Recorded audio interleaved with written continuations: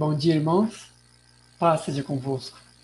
Continuando nosso estudo das Escrituras, agora no capítulo 4 de 1 Timóteo, continuando aqui em 1 Timóteo, nesse capítulo 4, versículo 1 a 5, resumidamente, diz assim: O Espírito afirma expressamente que nos últimos tempos alguns apostatarão da fé, por obedecerem a espíritos enganadores e ensinos de demônios, que proíbem o casamento, exige abstinência de alimentos que Deus criou para serem recebidos com ação de graça, porque pela palavra de Deus e pela oração é santificado.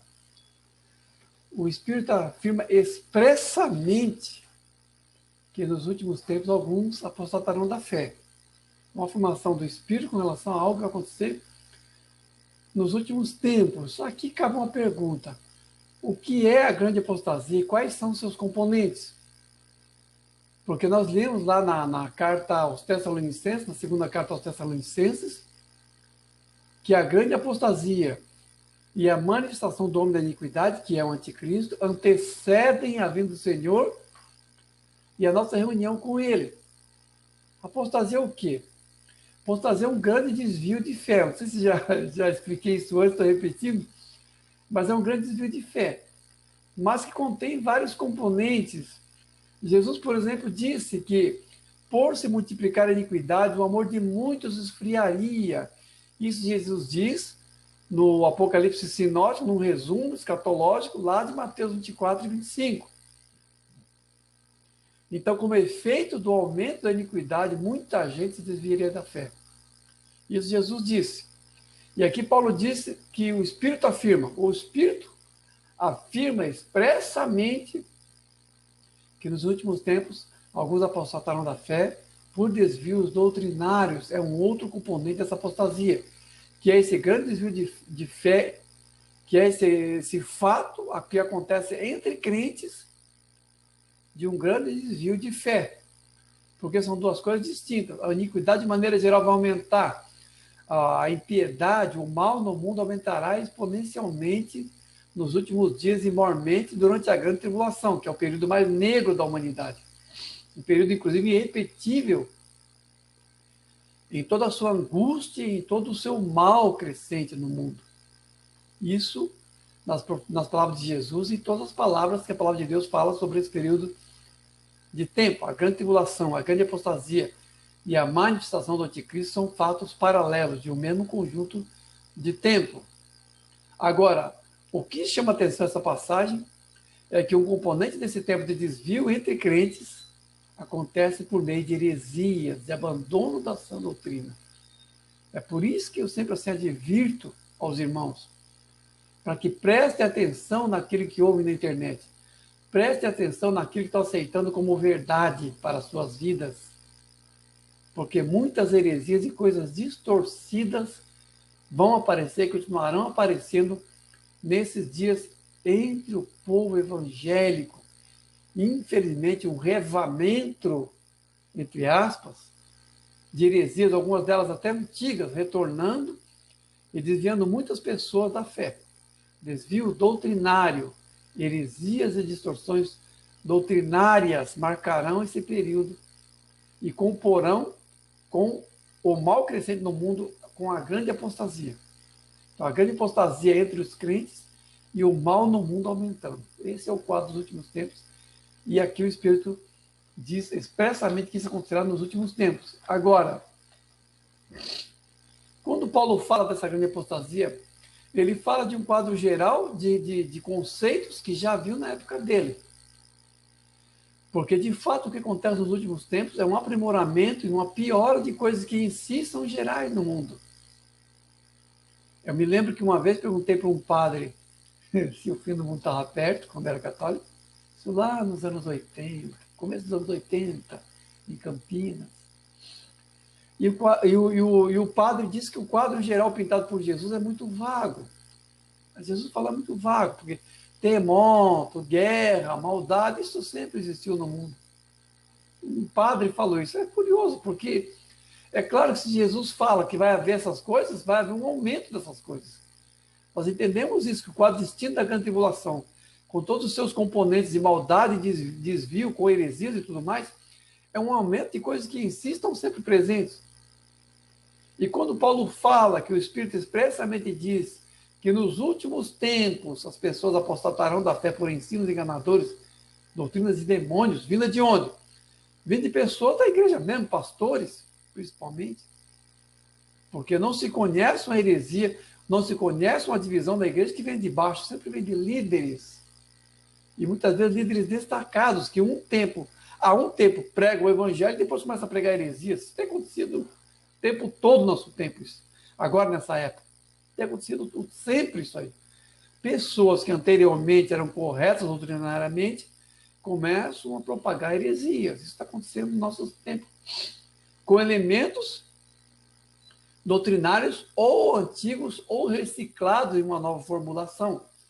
Porque quando Paulo fala das doutrinas que serão pregadas, ele fala de doutrinas que eram principalmente conteúdos do gnosticismo do tempo dele. Proíbe o casamento, exige abstinência de alimentos que Deus criou para ser recebidos com ações de graças. Todo um ascetismo, como já falei antes, um ascetismo, aquela ideia assim de que o espírito é liberado através da supressão da carne, de seus apetites, essa é a ideia do ascetismo, baseado no gnosticismo, que tinha aquela doutrina de que a matéria era má, de que o mundo era mau. Até negava a encarnação de Jesus por causa disso. Porque se Jesus tivesse encarnado verdadeiramente, ele estaria sujeito ao mal do mundo. Então a substância de Jesus era etérea, o corpo de Jesus era uma aparência, aquela questão do docetismo, como já falei antes. Então, esse gnosticismo advogava, em uma de suas formulações, ele advogava o ascetismo, que é aquela supressão da carne. E toda doutrina que tende a uma abstinência de alimentos, de certos alimentos, e de vida sexual, também tem influência disso. Há muitas influências desse tipo hoje em dia. Há muitas influências do gnosticismo de uma maneira diluída. Às vezes de uma maneira que não chega nem a comprometer até a fé. Mas é uma influência de qualquer maneira. É uma influência. As pessoas que acham que os cristãos têm que ser vegetarianos, que não podem comer carne. Esse ascetismo é um ascetismo hindu que de alguma maneira veio para o Ocidente e é comum. Não necessariamente. Se existe alguma coisa que possa dizer que não comer carne é mais saudável do que comer carne, isso não tem nada a ver com o Evangelho. O Evangelho não prega isso, não prega nenhum tipo assim de disciplina alimentar. Muito pelo contrário. Segue mais a norma do Senhor Jesus, que tornou puro todos os alimentos.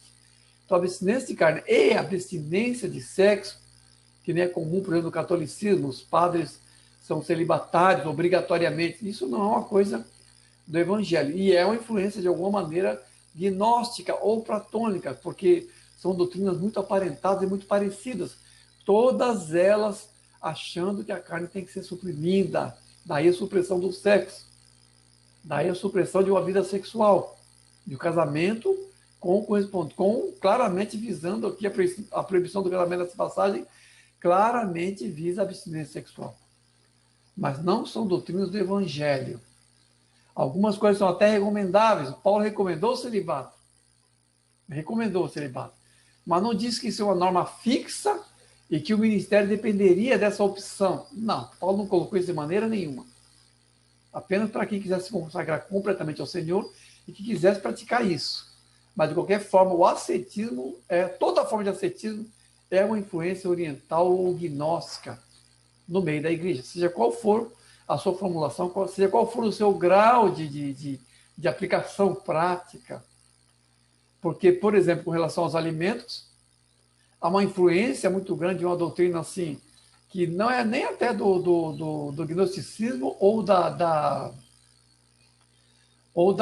ascese, do ascetismo, mas é às vezes uma influência assim, de que alguma coisa que em algum tempo teve ligação com o paganismo, teve ligação com o culto pagão, fica de alguma maneira imantado por aquela influência perpetuamente.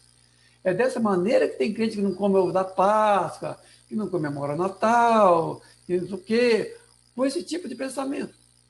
Porque se essas coisas não tiveram origem na cultura judaica, então tiveram origem na cultura pagã circunstante.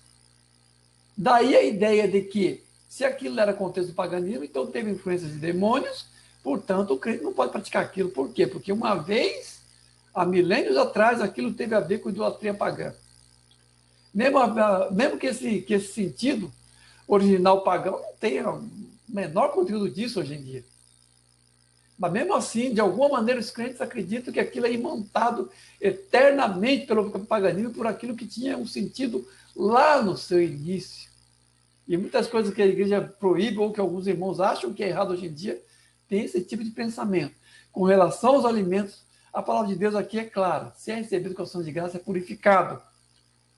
Mas tem muitos crentes que provavelmente vão viajar para a Bahia e não vão comer vatapá. Porque é feito por uma nega havaiana. Falei, não, Senhor, ora abençoa e aquilo é puro. Alguma coisa assim. Então tem várias coisas desse tipo. Eu já falamos bastante sobre isso quando dissemos lá sobre as normas de consciência lá em 1 Coríntios e em Romanos. Várias coisas são colocadas como regras fixas de uma certa abstinência de alimentos, mas que, se lermos atentamente a palavra de Deus, são pura questão de consciência. Coisas que às vezes vieram do judaísmo e coisas que as pessoas associam com idolatria pagã. Por esses dois lados vem abstinências de alimentos ou de certos alimentos. Cuidado com a saúde à parte, não há uma regra fixa disso nas Escrituras, não com conteúdos eminentemente espirituais. Temos que cuidar do nosso corpo e se abster de alimentos por aquilo que possa fazer mal, um problema de saúde específico, mas não como regra estritamente espiritual. Isso não aparece no Novo Testamento, aparece muito no Antigo Testamento. E às vezes, por um receio de alguma influência demoníaca, as pessoas se abstêm de alimentos também por um outro lado.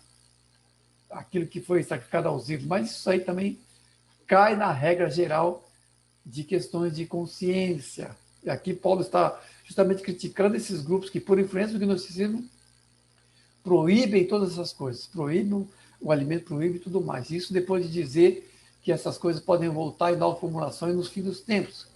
De uma maneira mais severa, eu digo.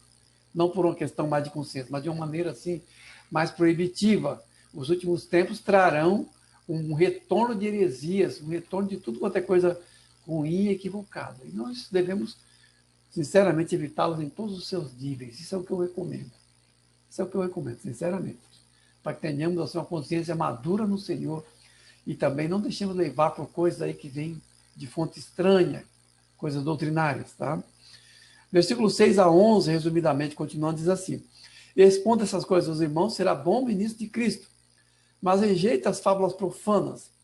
Exercita-te pessoalmente na piedade, porque temos posto a nossa esperança no Deus vivo, Salvador de todos os homens, especialmente dos fiéis. Ordena e ensina essas coisas. Expondo essas coisas, será bom ministro. Por quê? Porque o bom ministro ensina e corrige. O bom ministro ensina e corrige. Não apenas ensina positivamente, mas também corrige negativamente. Uma vez eu me lembro que, quando houve livros com certo exagero doutrinário no meio dos evangelhos, naquele período, né, de meados dos anos 80 e começo dos 90, houve exageros doutrinários, esses exageros, inclusive, de quebra de maldição, coisas assim, e houve outros livros escritos combatendo isso, como já citei, o Supercrente e outros livros, que combatiam esses excessos.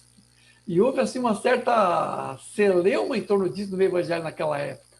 E, curiosamente, os irmãos criticaram mais as pessoas que traziam a correção doutrinária do que aqueles que pregavam as coisas distorcidas. Foi o contrário. Foi o contrário. As pessoas que escreveram trazendo correção foram criticadas porque estavam dividindo a igreja, que estavam indo contra os irmãos e baboseiros desse tipo. Agora, aqui Paulo fala a Timóteo, expondo essas coisas, será bons ministros, ou seja, corrigindo, trazendo o reto ensino e corrigindo as distorções. Existe um mito evangélico de que o FBI só ensinava para os agentes o dólar verdadeiro, porque só conhecendo o dólar verdadeiro reconhecia o dólar falso. Bobagem. O FBI ensina tanto o dólar verdadeiro quanto o dólar falso.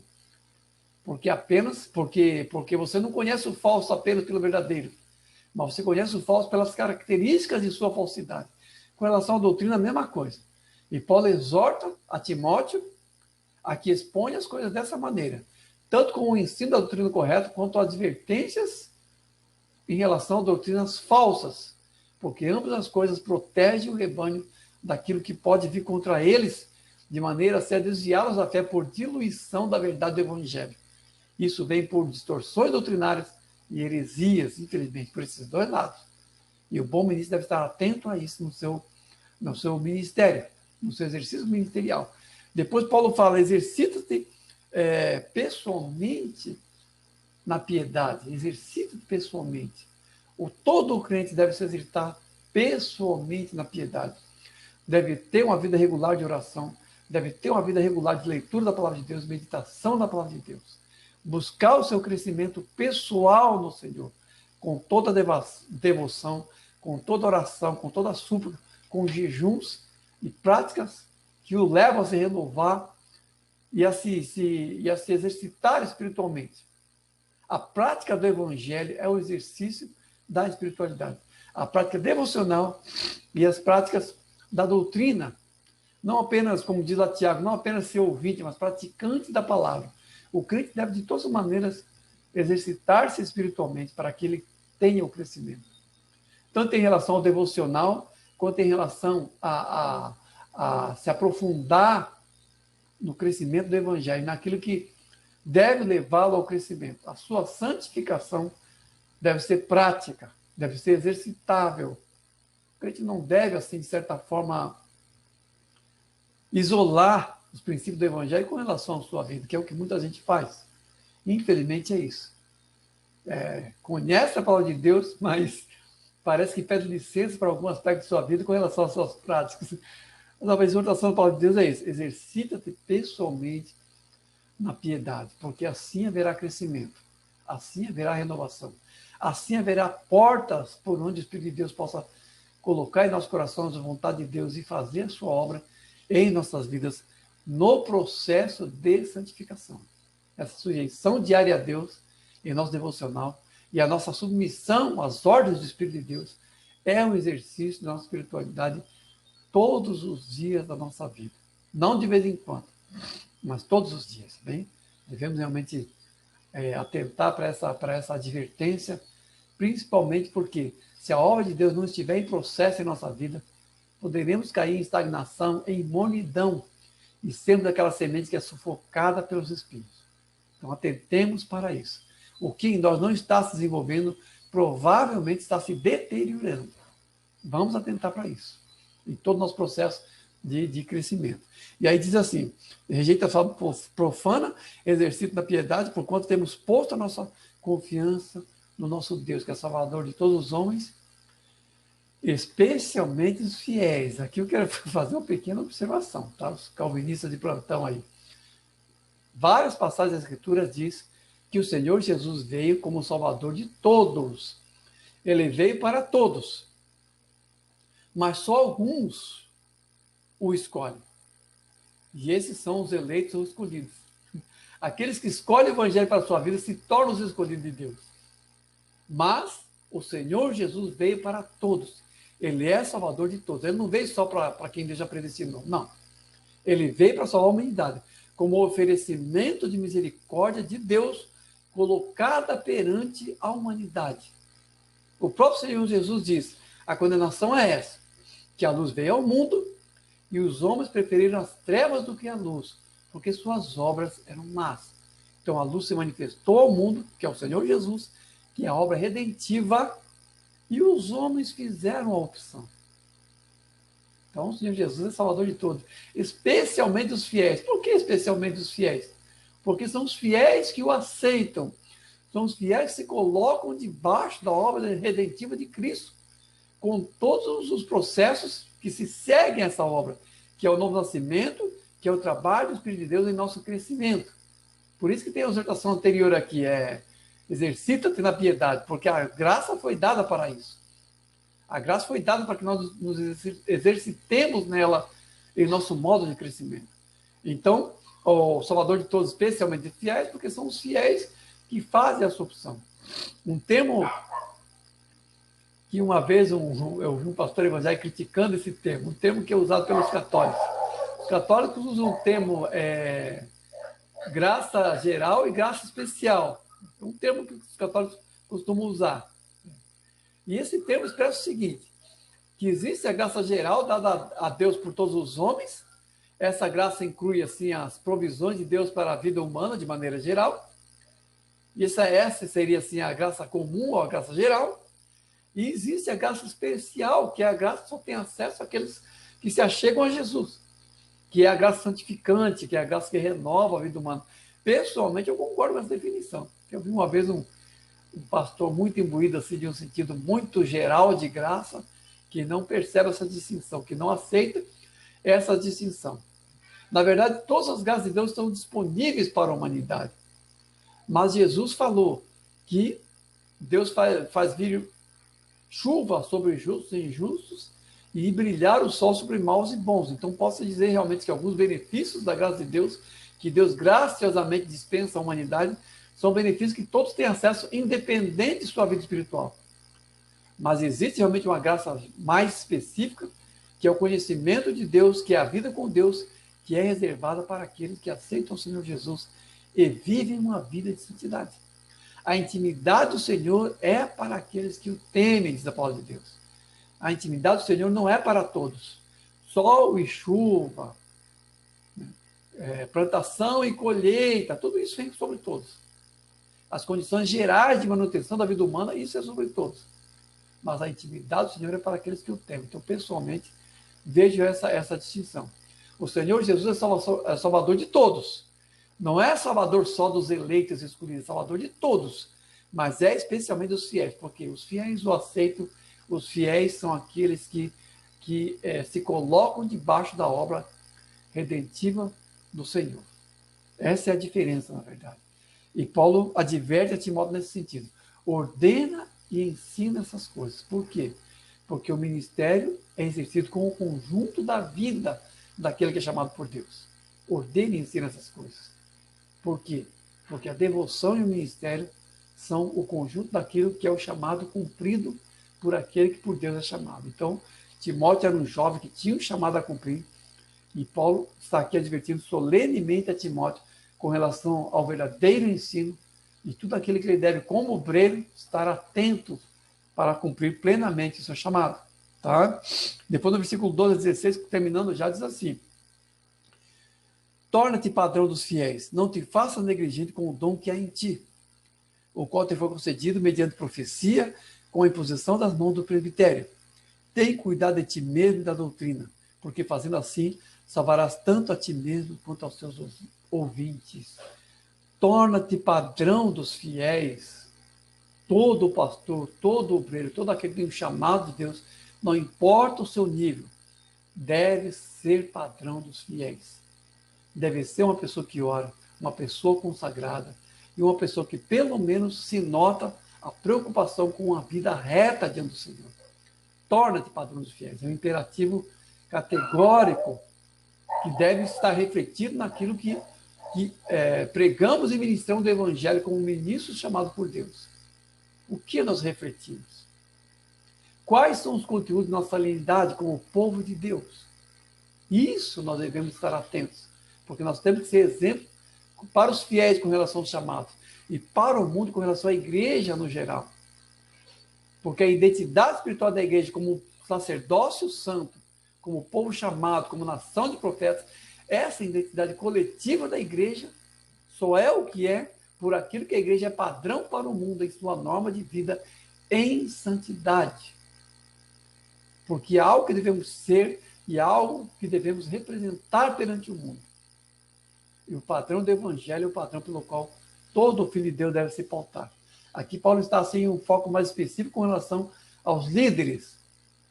Mas eu diria assim que em um arco maior, cada um de nós deve se tornar padrão para todos, para que possamos realmente assim sermos sal e luz perante o mundo em um modo de autoedificação, em um modo de afetação mútua por aquilo que nós vivemos do evangelho e por aquilo que possamos nos edificar como corpo nisso, no evangelho, tá?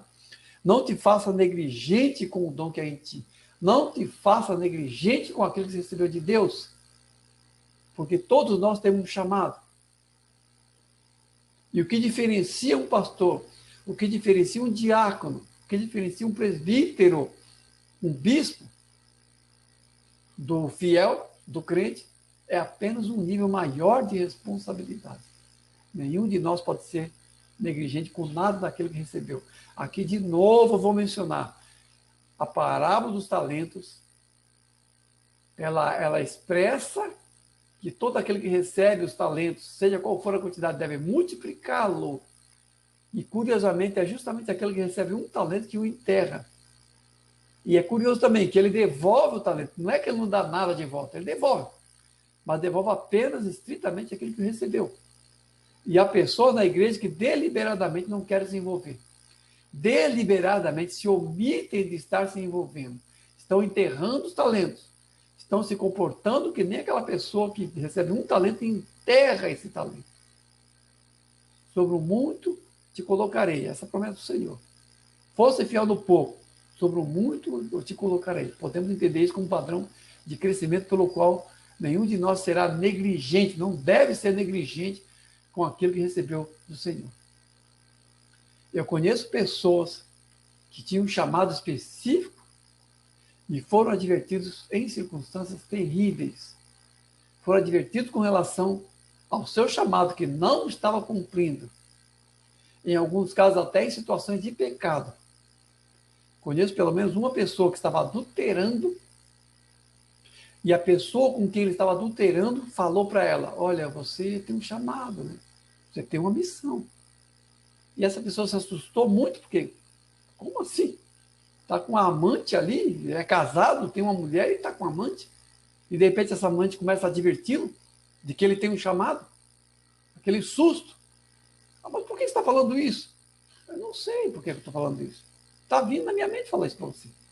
A amante dessa pessoa falou isso. Eu escutei isso de uma pessoa que estava vivendo em pecado, tendo sido chamado por Deus, especificamente para ser pastor, para ser um líder na igreja. Eu achei terrível, simplesmente terrível isso, sinceramente. Simplesmente terrível. Todos nós devemos, assim, prestar atenção naquilo que recebemos do Senhor. E temos um modo de multiplicação. Todos nós. Alguns mais do que outros, mas todos nós devemos ter isso. Paulo, quando fala a Timóteo de que ele recebeu o ministério, ele coloca a circunstância do recebimento desse ministério por parte de Timóteo como uma gradação de responsabilidade. Porque quando ele fala assim, não te faça negligente com o dom que é em ti, porque ele foi recebido por profecia, mediante imposição de mão de ministério.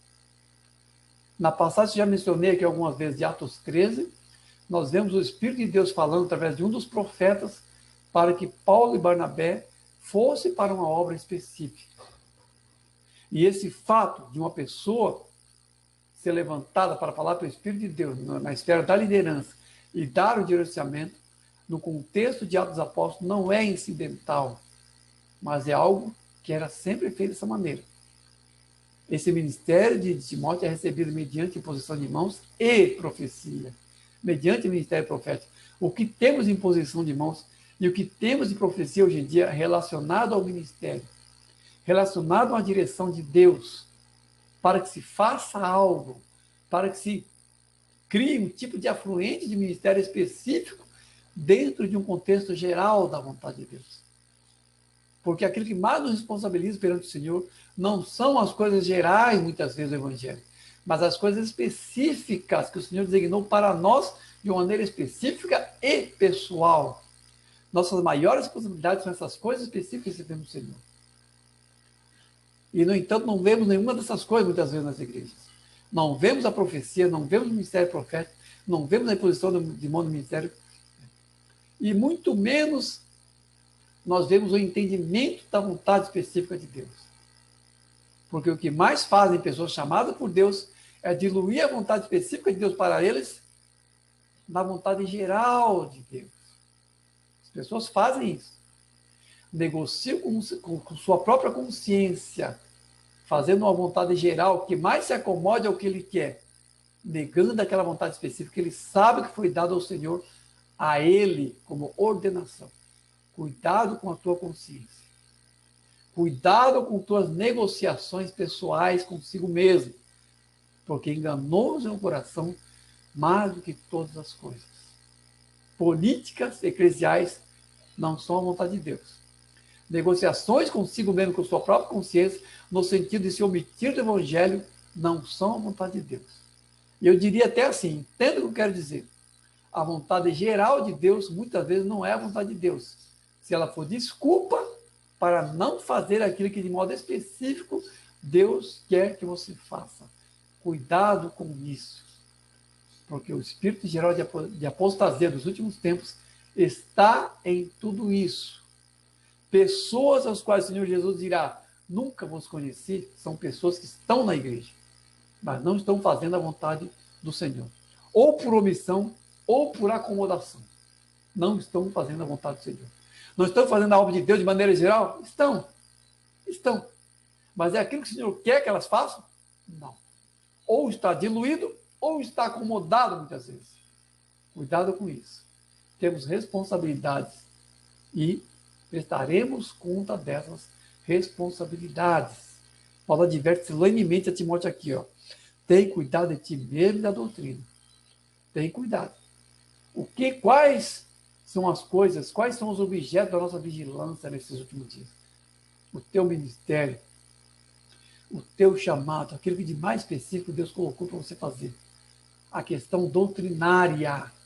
Questão doutrinária. Tem gente que acha que pode fazer a salada doutrinária que quiser, pode ler a maluquice que quiser, acreditar na maluquice que quer acreditar. Não. Temos que ser vigilantes em questões doutrinárias. Porque se existe uma pessoa, se existe um pastor hoje em dia que está pregando heresias, por certo ele chegou nisso num processo. Conheço pelo menos um pastor famoso hoje em dia, que quando era jovem, foi poupado de ser cooptado por um pastor mais velho, que já estava fazendo, entre outras coisas, ordenando casamento gay, fazendo casamento gay. E naquela época, aquele então jovem pastor não seguiu esse pastor mais maduro, porque ele percebeu que essa pessoa não tinha uma prática doutrinária correta. Agora, esse pastor, que lá nos anos 80 era um jovem, que soube discernir o mal, ele prega isso. Ele prega acomodação com relação à fornicação, com relação ao casamento homossexual, distorce o sentido da inspiração das Escrituras e tudo mais. Ele é aquela pessoa que ele evitou de ser quando era jovem. Uma pessoa tipo Salomão, recebeu muita sabedoria e depois de velho começou a perverter a sabedoria que era uma bênção quando era jovem. Essas coisas, irmãos. Os irmãos me perdoem se eu sou cansativo falando isso, tá? Mas eu tenho realmente grande zelo com isso. Cuidado com questão doutrinária, cuidado com o que vocês leem. Prestem atenção em tudo aquilo que biblicamente nos é dito como objeto de nossa vigilância nesses dias. Questão doutrinária, questão ministerial, chamado de Deus específico, aquilo que Deus quer de você. Aqui Paulo diz a Timóteo, fazendo assim, salvarás tanto a ti mesmo quanto aos seus ouvintes. Isso porque anteriormente o próprio Paulo disse, fazendo essas coisas, esmurro o meu corpo para que, sendo arauto para os outros, não venha eu mesmo a ser reprovado. Essa possibilidade existe, de pessoas aceitarem o evangelho e pessoas que já se desviaram dele e elas se salvarem, enquanto que as próprias pessoas que estão pregando essas coisas erradas, elas se perdem. Porque a pessoa que se desvia, muitas vezes, ela se desvia em um crescendo de assimilação de influências estranhas e não percebe seu próprio desvio. Daí a pessoa pode preparar a mesa e não participar do banquete depois. Preparar a mesa para outros e ela mesma não participar. Mas a intenção maior de Deus não é isso. A intenção maior de Deus é que cumpramos todos os aspectos do nosso chamado, quais seja o nível que Deus nos tem colocado. E assim participemos assim da grande mesa, que será a recompensa, que o Senhor possa dizer para cada um de nós, vinde, bendito do meu Pai, tomai posse do reino que vos está preparado. Então sejamos vigilantes, para que nenhuma dessas advertências venha sobre nós, e que possamos realmente sim cumprir cada aspecto do nosso chamado, sem nenhum tipo de negociação interna, sem nenhum tipo assim de mistura, de coisas que podem vir a ser nos diluir na fé. Sejamos vigilantes, porque esse nosso tempo é um tempo ainda maior de vigilância, de necessidade de vigilância. Amém? Deus abençoe os irmãos.